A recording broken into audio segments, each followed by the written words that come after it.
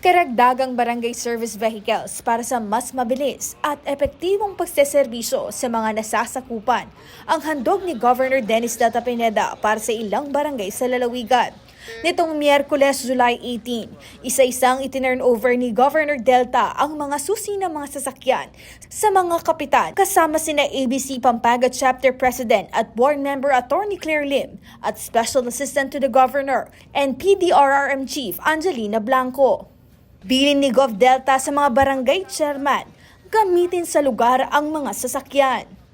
The reason na mami kami pong makaninis para po rin mangailangan tamo po kabarangay, asusopan nila po kay kami kay Kapitolyo.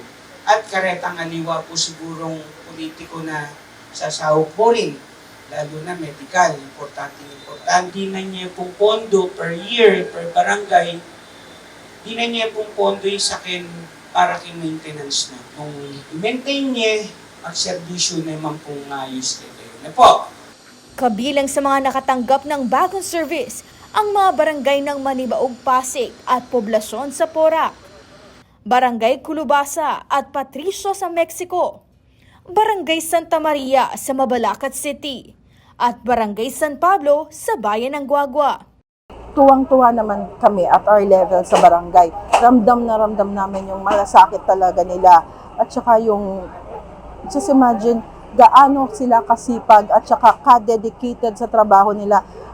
Yung biyaya na galing national, kagad-kagad nakukuha ng Pampanga. Napaka-palad ng Pampanga to have Governor Dennis and Nanay Baby for their pamunuan. Kailangan po ng aming barangay ito. Kami po kasi medyo may kalayuan kami sa syudad, sa mga hospital, ganun.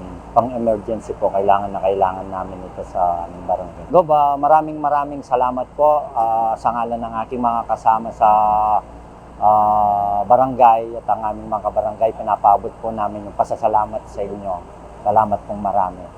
15-seater ang natanggap na Photon 2024 Transvans Barangay Service na abot sa 1.4 milyon ang halaga ng bawat isa. Thank you, Bob! Thank you, Bob! Thank you, Bob! Bukod sa mga barangay services na mahagi din ng Kapitolyo ng garbage truck at mga units na sasakyan para sa DepEd Pampanga. Para sa Balita Pampanga, Lumi Zurutao.